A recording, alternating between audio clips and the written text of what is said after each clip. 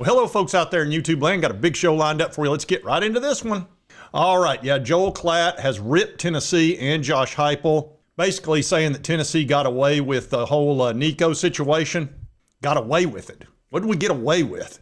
Anyway, you folks inundated me with so many messages, comment section, you name it. I even had a buddy of mine that texted me about this story, and I had a bunch going on yesterday, and I had to go play in a golf tournament.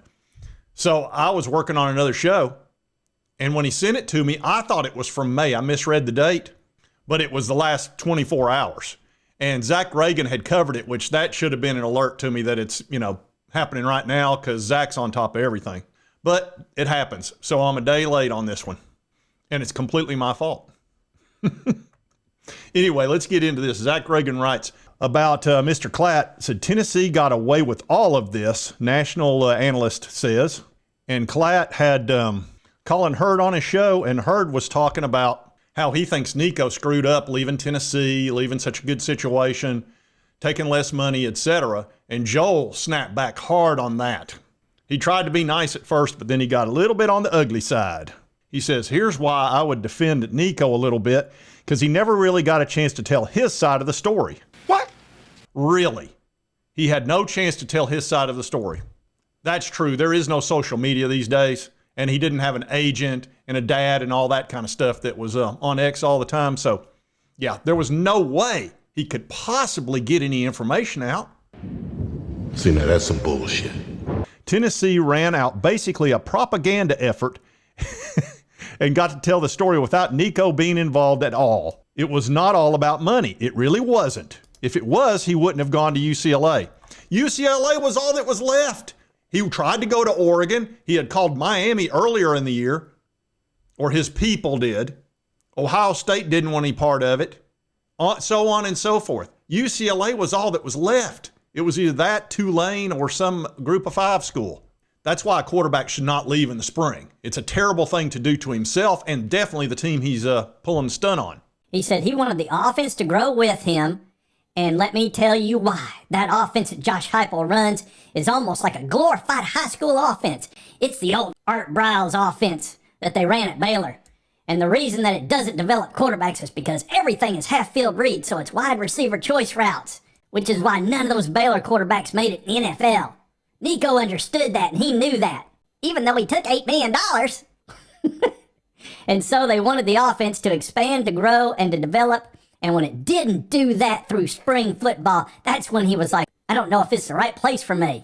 So he didn't ask for $4 million, even though Pete Nakos reported that big time. And of course, Nico's dad said, more games being played off the field than on the field. Bitch Nakos from On3 called and asked me directly. I told him I had no idea what he was talking about. He said his close source that he trusts with his life from University of Tennessee gave him this. And then there's a community note here. He got community noted. Said Pete Nakos' initial report on the Tennessee quarterback situation was correct, and Nico was in fact holding out for more NIL money and is now entering the transfer portal. So it appears Pete was right.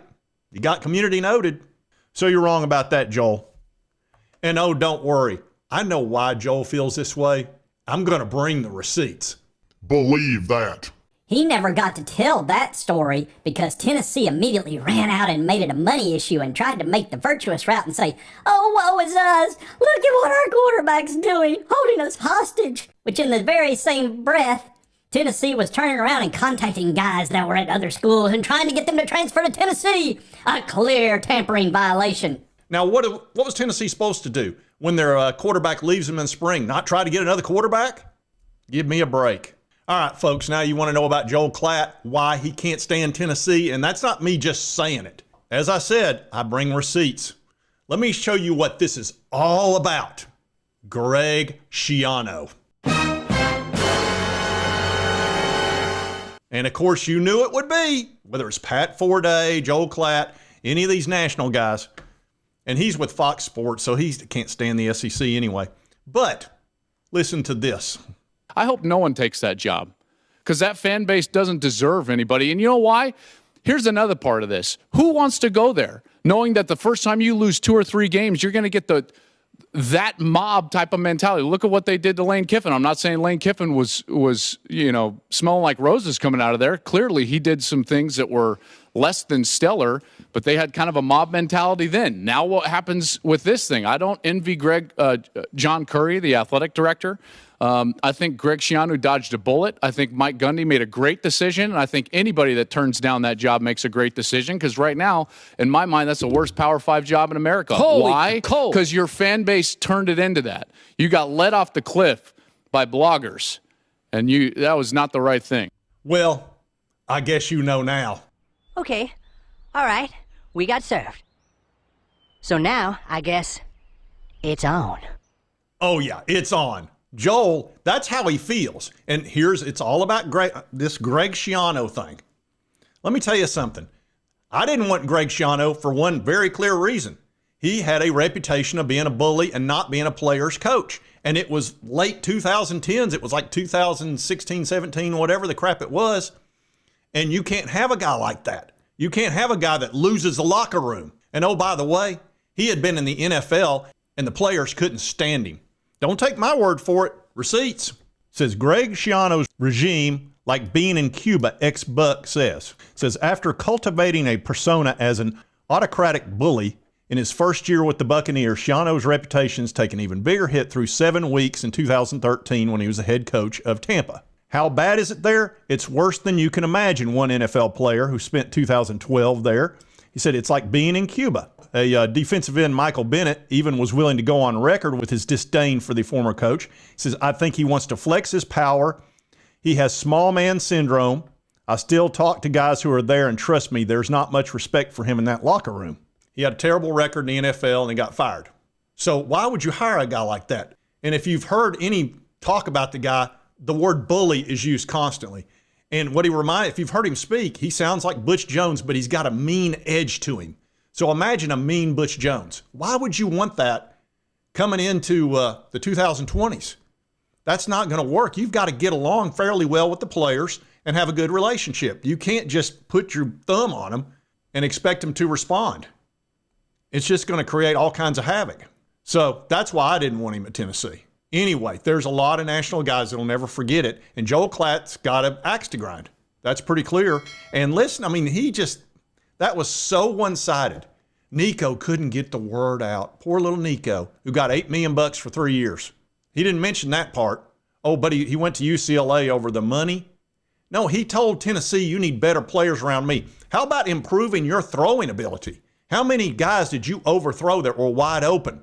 Multiple times. There was at least 10 times he had guys wide open. He had 3 in the first half against Alabama.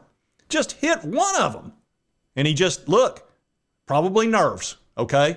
Now, he's a redshirt freshman. He had an okay season. It wasn't bad, but it wasn't what you'd expect out of a 5-star that was the number 1 pick, especially in a Josh Heupel offense where he had multiple guys wide open and just couldn't hit them. And then we heard, the receivers aren't good enough. Well, one of them went in the 3rd round in the NFL, and Squirrel White's one of the fastest receivers in the world, got great hands. So he had receivers. He just couldn't hit them. So as far as putting better players around him, and also what did Tennessee do? They put bookend 5-star tackles for him this year and went and got 2 starting interior linemen for him to protect him. Got multiple fantastic tight ends, got a 5-star wide receiver and 6 4-star wide receivers. I mean, there's plenty of talent around the dude. He winds up at UCLA surrounded by all 3 stars pretty much. I mean, you look at the recruiting that UCLA's done over the last 4 years, it's not even close to Tennessee's. Their blue chip ratio is below 10%. No, he got butt hurt because it got leaked that he was negotiating for $4 million, and it got him upset. So he had been listening. People had been in his ear. Oh, you're worth $4 million. You're worth $4 million. So he thought, well, let's just go get the $4 million. And then he didn't show up at practice. So Heupel had to throw him off a team. You can't do that. And so they went out to get the $4 million, and the guys that had been telling him you'll get 4, they were full of it. There was not 4 out there to get. They had looked at his numbers. They'd looked at his film. It just wasn't there. Believe me, if he'd had 30 touchdowns, if he'd had a Hendon Hooker year, I promise you he'd have got his $4 million from us. Probably 5, maybe 6, who knows? But when you go out there and just play average, you're going to, look, you were already being paid over $2 million. And now you're working for, once you take the taxes out, it's going to be about $1 million. You've taken a 50% pay cut. So Joel Klatt, look, he just got an axe to grind over the Greg Schiano thing. We've seen that with Pat Forday. They just can't help it. They're mad about it, and they're never going to let it go. And he loves Greg Schiano. Why don't you go hire Greg Schiano, Klatt? You can put your own team out there. Anyway, if you like this content, be sure to hit that like button. Let's continue to cover all these big college sports stories. If you've not subscribed, boom, boom, and boom. Won't cost you a dime, help you get my videos. And right over here is the most recent video YouTube thinks you'll enjoy. Y'all keep sending me that stuff. That was my mistake. I'll turn this damn bus around. That'll end your precious little field trip pretty damn quick, huh?